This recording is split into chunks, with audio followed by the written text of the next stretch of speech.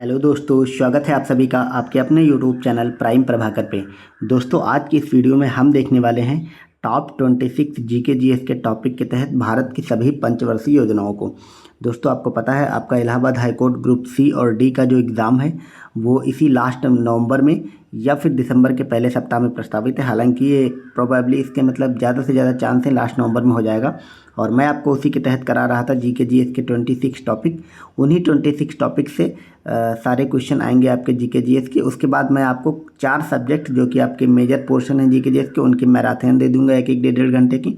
उनको कर लेंगे, उससे बाहर आपका कुछ भी नहीं आएगा। ठीक है, फिर हम आपकी हिंदी इंग्लिश की क्लासेस भी शुरू करेंगे। ठीक है, फिर टेस्ट सीरीज भी हम देख लेंगे। आने वाले 15 से 20 दिनों में ये सारी चीज़ें मैं आपको प्रोवाइड करा दूंगा। आज चूँकि आपको पता है ये 2-3 दिन के बाद मेरी वीडियो आ रही है, क्योंकि अभी दिवाली और भैया दूज ये सब चल रहा था और अब हम आज से इसको मतलब त्यौहार सब हो चुके हैं। अब हम एग्ज़ाम मोड में आते हैं और मिशन मोड पे उसकी तैयारी कराते हैं। ठीक है, तो चलिए अब उसकी शुरुआत करते हैं। आज आपको ये एक वीडियो मिल रही है, ठीक है, और कल से आपको 2-3 वीडियो रोज़ मिलेंगे। आप लोग इसीलिए जल्दी जल्दी सारी वीडियोज़ को कर लें। आपको हिंदी इंग्लिश की भी पैरेलल में मिलनी शुरू हो जाएंगी, तो आप जल्दी से जल्दी उन सबको देखते चलेंगे। और ये जो टॉपिक है हमारा पंचवर्षीय योजनाओं का, ये आपके एग्ज़ाम का या यूपी के जो भी एग्ज़ाम होते हैं, खासकर इलाहाबाद हाई कोर्ट के, उसमें आपके पंचवर्षीय योजनाओं से बहुत सवाल बनते हैं। और इसमें मैं आपको बताऊंगा एक एक योजनाओं से रिलेटेड क्या क्या फैक्ट बन सकते हैं, क्या क्या पूछा जा सकता है, वो सब मैं आपको बताता चलूँगा। उन पे आप लोग ध्यान रखेंगे। ठीक है, और बाकी ये पीडीएफ मेरी है, बहुत शानदार तरीके से इसको बनाया गया है। इसको आप अगर लेना चाहते हैं तो मैंने टेलीग्राम का लिंक अपने डिस्क्रिप्शन में दे दिया है, आप सब उसको ज्वाइन कर लें। वहाँ पर मैं ये पीडीएफ डाल दूंगा, आप सब वहाँ से पढ़ सकते हैं। तो चलिए देर ना करते हुए शुरुआत करते हैं। अब हम बातें कम किया करेंगे, सिर्फ और सिर्फ ये आपको पढ़ाया जाएगा ज़्यादा से ज़्यादा, ताकि वीडियो छोटी रहे और आप सबका आसानी से चीज़ें याद हो जाएं। कुछ नोट्स हैं, यानी कि कुछ फैक्ट हैं जो कि आपकी पंचवर्षीय योजनाओं के बारे में है, आपके एग्जाम में पूछे जा सकते हैं, उनको देखते हैं। आपसे अगर क्वेश्चन दे देगा कि दुनिया में पहली बार पंचवर्षीय योजना कहाँ लागू हुई थी, तो वो सोवियत संघ में लागू हुई थी। ठीक है, जिसको कि यूएसएसआर भी कहते हैं। तो आपके ऑप्शन में सोवियत संघ ही आएगा, या फिर कभी कभी यूएसएसआर भी दे सकते हैं। ठीक है, और ये कब लागू हुई थी, तो ये लागू हुई थी 1928 में। और जोसेफ स्टालिन, जो स्टालिन थे वहाँ के नेता, जो वहाँ के प्रधानमंत्री राष्ट्रपति भी बने थे, उन्होंने इसको लागू किया था। ये आप याद रखेंगे। ठीक है, और भारत में अब अगर योजना आयोग की बात करें तो भारत में आर्थिक नियोजन समिति की सिफारिश पर 15 मार्च 1950 को योजना आयोग का गठन हुआ था। और ये जो योजना आयोग है यही पंचवर्षीय योजनाओं को चालू करता है, ये भी आप याद रखेंगे। ठीक है, और भारत के प्रधानमंत्री इसके अध्यक्ष थे, किसके, योजना आयोग के। भारत में पहली पंचवर्षीय योजना कब लागू हुई थी, 1 अप्रैल 1951। तो ये भी आपसे पूछा जा सकता है कि भारत की पहली पंचवर्षीय योजना कब लागू हुई थी, तो 1 अप्रैल 1951। यहाँ पे आपको 1950 से कंफ्यूज नहीं होना है, और 1 जुलाई भी दे सकता है, उससे भी कंफ्यूज नहीं होना है। 1 अप्रैल 1951। ठीक है, और योजना आयोग के पहले अध्यक्ष कौन थे, तो योजना आयोग का अध्यक्ष आपको पता है प्रधानमंत्री ही होते थे। तो पहले अध्यक्ष प्रधानमंत्री जवाहरलाल नेहरू थे। आपसे जो क्वेश्चन बनेगा वो बनेगा ग्रुप सी में, अगर बनेगा ग्रुप डी में बनेगा तो वो यही पूछ लेंगे कौन थे, तो पीएम होते हैं, और फिर पहले जवाहरलाल नेहरू थे। और ग्रुप सी में अगर बनेगा तो ये बनेगा कि योजना आयोग के उपाध्यक्ष कौन थे, तो वो गुलजारी लाल नंदा थे। आप याद रखेंगे, जो पहला हमारा योजना आयोग था उसके अध्यक्ष गुलजारी लाल नंदा थे। 15 अगस्त सन 2014 को योजना आयोग को समाप्त कर दिया गया। ठीक है, तो ये आप याद रखेंगे, इंपॉर्टेंट है। योजना आयोग समाप्त कब हुई और चालू कब हुई, 1 अप्रैल 1951 को चालू हुई और 15 अगस्त 2014 को समाप्त कर दी गई। ठीक है, अब 1 जनवरी 2015 को एक प्रस्ताव लाया गया और उस प्रस्ताव के तहत योजना आयोग की जगह नई संस्था बनी, उसका नाम क्या है, नीति आयोग। ठीक है, एनडीए सरकार द्वारा पंचवर्षीय योजनाओं को 2015 में ही बंद कर दिया गया था, यानी कि 2012 से 17 तक की एक योजना चल रही थी, 12वीं पंचवर्षीय योजना, और इसको 15 में बंद कर दिया गया। ठीक है, 15 में बंद कर दिया गया और उसके बाद 12वीं पंचवर्षीय योजना के बाद पंचवर्षीय योजनाओं को बंद कर दिया गया, वही बात इसमें लिखी गई है। उसके बाद इन्होंने नीति आयोग लाया और नीति आयोग ने अपना मतलब एक्शन प्लान वगैरह दिया, वो इम्पॉर्टेंट नहीं है। अब हम पंचवर्षीय योजनाओं की शुरुआत करते हैं। ये इतने फैक्ट इंपॉर्टेंट थे आपके एग्जाम में, यहाँ से भी क्वेश्चन बन सकते थे, तो मुझे लगा ये भी शामिल करना जरूरी है, इसीलिए इन सबको शामिल कर लिया गया। अब हम देखेंगे पहली पंचवर्षीय योजना। आपसे पंचवर्षीय योजना में क्या क्या सवाल बनेगा वो मैं आपको बताऊँगा। ठीक है, जैसे पहली पंचवर्षीय योजना 1951 से 56 तक रही थी। ठीक है, चूँकि 51 में लागू हुई, 5 साल रही, तो 56 तक। अब पूछेगा इसमें प्राथमिकता किसको थी, तो इसमें जो है वो कृषि को प्राथमिकता दी गई थी। चूँकि देश नया नया आज़ाद हुआ था उस समय, तो भारत फसलों पर मतलब खाद्यान्न में भी आत्मनिर्भर नहीं था, इसीलिए कृषि को प्राथमिकता दी गई। और एक क्वेश्चन और बनता है कि ये जो पहली पंचवर्षीय योजना था ये किस मॉडल पे आधारित है? तो ये हैरोल्ड डोमर मॉडल पे आधारित है, ठीक है, हैरोल्ड डोमर मॉडल पर आधारित है, ये भी पूछा जाता है। और जीडीपी का जो वार्षिक लक्ष्य था इसमें वो 2.1% रखा गया था। यह योजना सफल रही थी, क्यों रही थी? क्योंकि इसमें जो विकास दर हासिल हुई थी जीडीपी की वो 3.6% थी, यानी कि 2.1% लक्ष्य था और 3.6% प्राप्त हुई थी। तो जाहिर सी बात है ये सफल हो गई। इस योजना में राष्ट्रीय आय में 18% की वृद्धि हुई थी। तो जो पूरे देश की नेशनल इनकम थी उसमें 18% की वृद्धि हुई थी। कब? पहली पंचवर्षीय योजना में, ठीक है। इसके अलावा प्रति व्यक्ति आय में 11% की वृद्धि हुई थी। तो ओवरऑल अगर देखा जाए तो ये योजना हर क्षेत्र में हर तरह से सफल ही सिद्ध हुई थी। यही कारण रहा कि इन योजनाओं को आगे भी कंटिन्यू किया गया, ठीक है। तो ये पहली पंचवर्षीय योजना के बारे में इतनी बातें आपको याद रख रही है। आप लोग स्क्रीनशॉट लेना चाहें तो वो भी लें, बाकी मुझे लगता है स्क्रीनशॉट से अच्छा मैं टेलीग्राम ज्वाइन कर लें, वहाँ पर मैं आपको PDF ही एज इट इज़ प्रोवाइड करा दूंगा। तो पहली और दूसरी योजनाओं के बारे में क्या क्या चीज़ें याद रखनी है, दूसरी में क्या याद रखनी है कि ये किस मॉडल पे आधारित थी? तो दूसरी जो है PC महालनोबिस मॉडल पर आधारित थी। ये बार बार पूछा जाता है, बहुत इंपॉर्टेंट है। 56 से 61 तक रही थी, ठीक है। और PC महालनोबिस मॉडल पर आधारित थी। और इसमें क्या उद्देश्य था? इसका उद्देश्य था समाजवाद की धारणा की स्थापना करना और योजना का प्रमुख उद्देश्य था। इसके साथ साथ इसमें ध्यान दिया गया था उद्योगों पर, यह भी आपको याद रखना है, ठीक है। दूसरी पंचवर्षीय योजना में उद्योगों पर ध्यान दिया गया था। इसका लक्ष्य 4.5% था, लेकिन इसकी कमी हुई और विकास दर 4.1% रही। इस योजना में उद्योग और खनिजों को प्राथमिकता दी गई थी, यही बात हमने जो बताया। और इसी योजना के तहत दुर्गापुर में, भिलाई में और राउरकेला में इस्पात के कारखाने लगे। ये आप याद रखेंगे, ठीक है। तो अब मैंने इसमें जो है दूसरी वाली में आपको ये क्यों बताया कि वार्षिक लक्ष्य इतना था और प्राप्त इतना रहा, पहली वाली में क्यों बताया? ओवरऑल आपको ये याद रखना है कि पहली पंचवर्षीय योजना सफल हुई थी, लेकिन दूसरी पंचवर्षीय योजना वैसे तो सफल थी, लेकिन जितना लक्ष्य निर्धारित किया गया था उस हिसाब से सफल नहीं रही थी। तो ओवरऑल आपको ये बात याद रखनी है। और दूसरे मॉडल जरूर याद रखना, ये इंपॉर्टेंट है। और किस पर? उद्योग और खनिजों को प्राथमिकता दी गई थी, ठीक है। तीसरी पंचवर्षीय योजना की अगर बात करें तो तीसरी पंचवर्षीय योजना में इसका उद्देश्य था अर्थव्यवस्था को आत्मनिर्भर बनाना, और ये 61 से 66 तक रही थी। अब ये तीसरी वाली इतनी इंपॉर्टेंट नहीं है, क्वेश्चन ज़्यादा नहीं बनते। अब जो बनेंगे वो बनेगा इसके बाद योजना अवकाश हुआ था उसमें, ठीक है। तो हम पहले इसको देख लेते हैं। इस योजना में कृषि और उद्योग दोनों को प्राथमिकता दी गई। लक्ष्य 5.6 का था, प्राप्त हुआ 2.8, यानी कि बहुत बुरी तरीके से ये योजना असफल रही थी। असफल रहने का एक बड़ा कारण क्या था कि चूंकि आप देख रहे हैं इसका टाइमलाइन आप देखिए, 61 से 66 के बीच 62 में भारत और चाइना का वार हो जाता है, 65 में भारत और पाकिस्तान का वार हो जाता है। तो इसी कारण ये योजना असफल हो गई थी। तो ओवरऑल यहाँ पे आपको सिर्फ आप इतनी बातें याद रखेंगे कि तीसरी पंचवर्षीय योजना का मतलब उद्देश्य था अर्थव्यवस्था को आत्मनिर्भर बनाना, लेकिन पाकिस्तान और भारत चाइना से युद्ध के कारण ये योजना असफल हो गई थी। अब हम आते हैं योजना अवकाश को। योजना अवकाश ये इसलिए बोलते हैं क्योंकि इन 3 सालों में कोई भी पंचवर्षीय योजना लागू नहीं होती, बल्कि एक एक साल की एक वर्षीय योजना लागू हुई थी। वो कब से कब तक रहा था? वो रहा था 66-67 से 68-69 तक, ठीक है। तो 66-67 से लेकर 68-69 तक 3 वर्षों का योजना अवकाश रहा था, ठीक है। ये योजना अवकाश के समय 3 प्रमुख वार्षिक योजनाओं को तैयार किया, वही एक वर्षीय वाली, ठीक है। इस योजना के समय कृषि और उद्योग क्षेत्र को काफ़ी प्राथमिकता दी गई। भारत पाकिस्तान युद्ध तथा संसाधनों की काफ़ी कमी, सूखा वगैरह होने से तथा मूल्य में काफ़ी वृद्धि होने से योजना अवकाश का कारण बना। तो ये योजना अवकाश इसीलिए लागू किया गया क्योंकि ये सारी समस्या थी। भारत पाकिस्तान युद्ध हुआ था, संसाधनों की कमी हो गई थी, सूखा वगैरह पड़ रहा था, तो पंचवर्षीय योजना ना लागू करके एक एक वर्ष की योजनाएं लागू की गई। अब हम देखेंगे चौथी पंचवर्षीय योजना। इसमें क्या याद रखना है कि ये 69 से 74 तक रही थी, ठीक है। और आपको पता है ये इंदिरा गांधी का इरा आ गया था, ठीक है। और इसका उद्देश्य था आर्थिक आत्मनिर्भरता। यह योजना इंदिरा गांधी के नेतृत्व में लॉन्च हुई। तो आपसे क्वेश्चन ये बनेगा कि जब चौथी पंचवर्षीय योजना लागू हुई थी उस समय देश की प्रधानमंत्री कौन थी? तो इंदिरा गांधी थी, ठीक है। या फिर पूछ लेगा इंदिरा गांधी ने के कार्यकाल में पहली पंचवर्षीय योजना कौन थी? तो वो चौथी थी, ठीक है।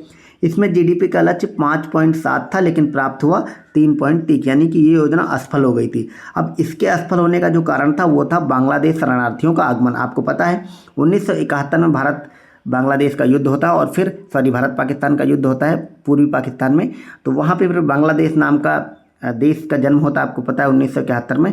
उस कारण बहुत सारे लोग माइग्रेट हुए इधर उधर, तो उसी में बहुत सारे बांग्लादेशी शरणार्थी जो थे, खासकर हिंदू, वो सब भारत में आ गए और इसी कारण ये योजना असफल हो गई, चूँकि बहुत सारी अव्यवस्था वगैरह भी फैल गई थी। ठीक है, तो ओवरऑल आपको इतना याद रखना। ये तो मैंने सिर्फ कहानी पर्पज से आपको बता दिया ताकि चीज़ें याद रहें, उसको जोड़ के उस समय टाइमलाइन से। बाकी पूछेगा यही सब चीज़ें कि इंदिरा गांधी थी, आर्थिक आत्मनिर्भरता था, ये सब। अब 5वीं पंचवर्षीय योजना कब से कब तक रही? 74 से 78 तक। आपसे क्वेश्चन ये नहीं बनेगा, आपसे क्वेश्चन जो 5वीं पंचवर्षीय योजना में बनता है वो ये बनता है कि निम्न में से किस पंचवर्षीय योजना में गरीबी के उन्मूलन की बात कही गई थी? तो गरीबी उन्मूलन जो है वो 5वीं पंचवर्षीय योजना में था, ये आप याद रखेंगे। ठीक है, गरीबी का उन्मूलन करना इसका प्रमुख लक्ष्य था। इसमें जीडीपी का लक्ष्य 4.4% था, लेकिन प्राप्त हुआ 4.8, तो ये बहुत ही सफल योजना रही। ठीक है, इसके अंतर्गत गरीबी और बेरोजगारी को देश से काफ़ी हद तक कम भी किया गया था, ये भी आप याद रखेंगे। ठीक है, तो इंपॉर्टेंट 5वीं में क्या याद रखना है? 74 से 78 तक रही और इसका लक्ष्य था गरीबी उन्मूलन, और ये काफ़ी हद तक सफल भी रही। अगला देखते हैं हम 6ठी पंचवर्षीय योजना। ये 80 से 85 तक रही। जनता पार्टी की उस समय सरकार आ गई थी, मोरारजी देसाई प्रधानमंत्री बन चुके थे और उनके द्वारा एक रोलिंग प्लान बनाया गया। इस योजना के तहत उस रोलिंग प्लान को समाप्त कर दिया गया था। ठीक है, तो कहने का मतलब ये है, आप क्या याद रखेंगे, आपसे इसमें क्वेश्चन क्या बनेगा? एक तो ये क्वेश्चन बनेगा कि रोलिंग प्लान लेकर के कौन आया था? तो वो लाए थे जनता पार्टी की सरकार, यानी कि मोरारजी देसाई। लेकिन जो 6वीं पंचवर्षीय योजना हमारी थी 1980 से 85 तक, इसके द्वारा इस रोलिंग प्लान को समाप्त कर दिया गया। आपसे क्वेश्चन पूछेगा किस योजना के तहत, किस पंचवर्षीय योजना के तहत रोलिंग प्लान समाप्त किया गया? तो 6ठी पंचवर्षीय योजना के तहत। ठीक है, इसमें रोजगार में ज़्यादा से ज़्यादा वृद्धि हुई थी। तो जो 6ठी पंचवर्षीय योजना थी, इसमें रोजगार में वृद्धि हुई थी। आपसे फिर ऐसे ही क्वेश्चन बनते हैं, तो इसीलिए मैं आपको ना सिर्फ ये सब पढ़ा रहा हूँ, आपको ये भी बता रहा हूँ कि आपके एग्जाम में क्वेश्चन पर कैसे बनेगा। आपसे क्वेश्चन पूछेगा कि रोजगार में ज़्यादा से ज़्यादा वृद्धि किसी पंचवर्षीय योजना के तहत हुई? तो वो हुई 6ठी पंचवर्षीय योजना के तहत। ठीक है, इस योजना में जीडीपी का लक्ष्य 5.2% था, लेकिन प्राप्त हुई 5.54, तो ये भी सफल रही। इसमें मतलब ये सब चीज़ें इतना याद रखने की ज़रूरत नहीं है आपको, ये नहीं पूछेगा आपसे। ठीक है, 7वीं पंचवर्षीय योजना को अगर देखें तो ये 85 से 90 तक रही। ठीक है, इसका उद्देश्य था रोजगार के अधिक से अधिक अवसर बनाना और तकनीक के क्षेत्रों में विकास। आपको पता है राजीव गांधी का नाम कंप्यूटर क्रांति या तकनीक से जुड़ता है, तो ये राजीव गांधी के कार्यकाल की योजना थी, इसीलिए इसमें तकनीक वगैरह पर जोर दिया गया। आपको सिर्फ इतना याद रखना। ठीक है, जीडीपी जो लक्ष्य की दर थी वो 5.5% रखी गई थी, लेकिन प्राप्त हुई 6%। ठीक है, तो ये भी सफल रही। ठीक है, एक क्वेश्चन और पूछा जाएगा आपसे कि इस योजना में भोजन, काम और उत्पादन का नारा दिया गया था। ठीक है, तो आपसे क्वेश्चन क्या बनेगा कि निम्नलिखित में से किस पंचवर्षीय योजना में भोजन, काम और उत्पादन का नारा दिया गया था? तो ये 7वीं पंचवर्षीय योजना में दिया गया था। अगला है हमारी 8वीं पंचवर्षीय योजना। ये 92 से 97 तक रही थी और इस योजना में सबसे ज़्यादा प्राथमिकता मानव संसाधन के विकास, रोजगार और शिक्षा पर। तो मानव संसाधन, रोजगार और शिक्षा, इसमें 8वीं पंचवर्षीय योजना में इन 3 की बात की गई। ठीक है, और ये चूँकि पता है 92 से 97 के बीच पीवी नरसिम्हा राव जी पीएम थे और इन्हीं के समय में डॉक्टर मनमोहन सिंह जी वित्त मंत्री हुआ करते थे, तो उनके समय में ये लाई गई 8वीं पंचवर्षीय योजना। इसमें लक्ष्य 5.6% था, लेकिन प्राप्त हुआ 6.8, तो ये भी काफ़ी सफल रही। और इस योजना के दौरान प्रधानमंत्री रोजगार योजना की शुरुआत हुई, कब हुई? 1993 में। तो ये जो योजनाएं हैं इनके कभी कभी सन भी पूछ लेता है, तो ये भी आप याद रखेंगे। प्रधानमंत्री रोजगार योजना 1993 में शुरू हुई थी। अगली है हमारी 9वीं पंचवर्षीय योजना। तो अगर 9वीं पंचवर्षीय योजना की बात करें तो ये 97 से 2002 तक रही। अटल बिहारी वाजपेयी चूँकि उस समय प्रधानमंत्री बन गए थे, तो उनके नेतृत्व में लॉन्च हुई। समानता के साथ विकास और न्याय, ये आपसे अगर इसमें कुछ पूछेगा तो सिर्फ इतना पूछेगा कि समानता के साथ विकास और न्याय किस पंचवर्षीय योजना का उद्देश्य था? तो 9वीं। ठीक है, और अटल बिहारी वाजपेयी पीएम थे। बाकी ये नहीं पूछेगा कि 6.5% लक्ष्य था, 5.4 प्राप्त हो, यानी कि ये थोड़ा सा असफल हो गई। ठीक है, असफल होने का कारण था उस समय अंतर्राष्ट्रीय मंदी, ये सब नहीं पूछेगा। ठीक है, तो ये सब आप याद रखेंगे। अगला है 10वीं पंचवर्षीय योजना। अब 10वीं 2002 से 2007 पर रही। ठीक है, तो ये भी जाहिर सी बात है। फिर इसको शुरुआत किसके समय में हुआ? शुरुआत इसमें भी हुई अटल बिहारी वाजपेयी के समय, लेकिन 2004 में मनमोहन सिंह जी पीएम बन जाते। 2 साल अटल बिहारी के और 3 साल मनमोहन सिंह के। ठीक है, इसका उद्देश्य था देश के अंदर गरीबी और बेरोजगारी को जड़ से मिटाना। तो अगर सिर्फ गरीबी पूछे तो 5वीं पंचवर्षीय योजना। आपसे अगर क्वेश्चन पूछ ले देश के अंदर गरीबी और बेरोजगारी को जड़ से समाप्त कर देना किस पंचवर्षीय योजना का लक्ष्य था? तो वो था आपके 10वीं पंचवर्षीय योजना, जड़ से समाप्त करने में 10वीं। ठीक है, अटल बिहारी वाजपेयी, मनमोहन सिंह हमने आपको बता दिया। इसके तहत लक्ष्य जो वार्षिक दर रखी गई थी जीडीपी की वो 8% थी, प्राप्त हुई 7.5, तो कुछ अंतर से मतलब ये असफल रही, बाकी वैसे तो ये सफल ही रही। ठीक है, और कृषि उत्पादन में लक्ष्य 4.4% था, लेकिन प्राप्ति 3.42 की हुई। और सेवा क्षेत्र में इतना इतना ये सब है, ये सब आपके एग्ज़ाम के काम का नहीं है, ठीक है। जैसे ये मेरी पूरी PDF होती है आपके मतलब पंचवर्षीय योजना से रिलेटेड एक एक चीज़ को, ये आप PCS में IAS में हर जगह पढ़ सकते हैं।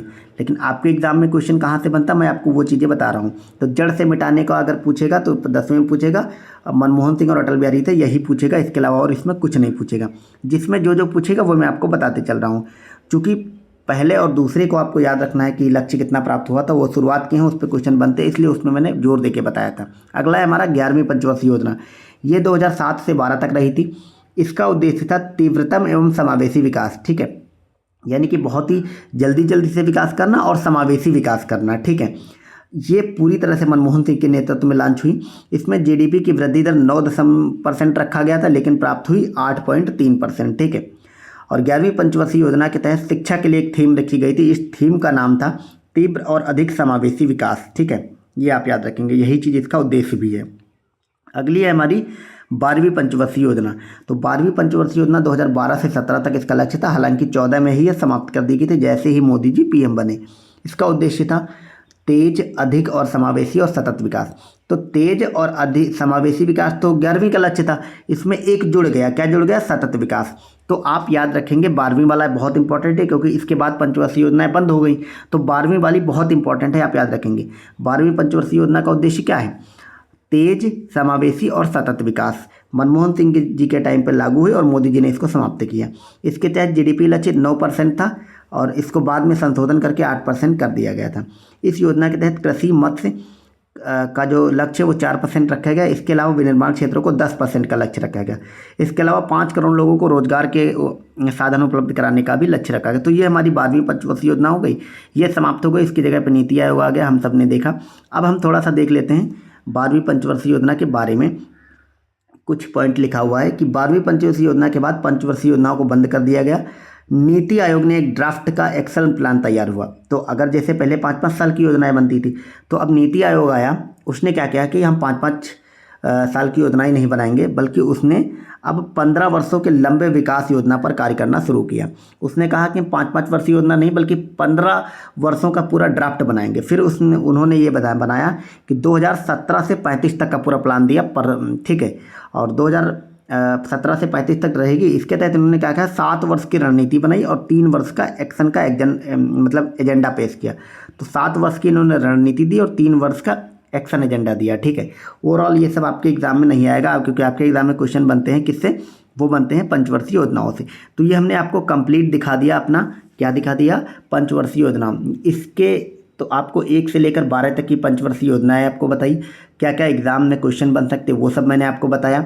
और इसके अलावा कुछ एक्स्ट्रा जो पॉइंट बन सकते थे कि कहाँ से शुरू हुई ये पंचवर्षीय योजना है, क्या क्या टाइमलाइन थी, वो सब मैंने आपको करा दिया, ठीक है। इस प्रकार हमारा बहुत ही 15 मिनट के अंदर कंप्लीट पंचवर्षीय योजना होगी। इसको आप लोग बार बार रिवाइज करें, और अगर आप इसकी PDF से रिवाइज करना चाहते हैं, इसके नोट्स वगैरह, तो मेरा टेलीग्राम ज्वाइन कर ले, मैं इसको डाल दूंगा उस पर, ठीक है।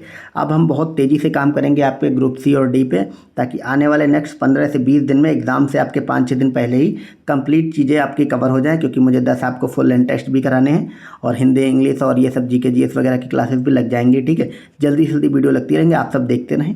और जो लोग भी नए हैं, उन्होंने चैनल को सब्सक्राइब नहीं किया तो ज़रूर कर लें, ताकि आपको जैसी वीडियो मिले तुरंत नोटिफिकेशन मिल जाए। बेल आइकन वगैरह भी दबा लें, ठीक है। और वीडियो में जो भी आपके कुछ और सजेशन वगैरह हो, ये मेरी वीडियोस कैसी लग रही, इससे रिलेटेड कुछ अप्रिसिएशन वगैरह जो भी हो, आप सब कमेंट ज़रूर कर दिया करें, ताकि आपका फीडबैक मुझे मिलता रहे कि नेक्स्ट कैसे किस तरह से काम करना है अपने ऊपर, ठीक है। तो इसके अलावा आपका कुछ पर्सनल क्वेरी हो एग्जाम से रिलेटेड, तो आप लोग, मैंने अपने टेलीग्राम के नीचे इंस्टाग्राम का लिंक दिया, वहाँ पर जाकर आप लोग फॉलो करें और फिर मुझे मैसेज करें, मैं वहाँ पे पर्सनल रिप्लाई कर देता हूँ। थोड़ा सा लेट से मिलता है, लेकिन सबको मिल जाता है, अगर कोई भी एग्जाम से रिलेटेड डाउट है, कुछ भी पूछना हो, ठीक है। तो चलिए मिलते हैं नेक्स्ट वीडियो में। कल से आपको डबल वीडियोज़ मिलनी शुरू हो जाएंगे, डबल ट्रिपल, ठीक है। तो आप लोग देखें, बाकी अपना फीडबैक जैसा हो बताएं। मिलते हैं नेक्स्ट वीडियो में। Thank you so much, bye bye.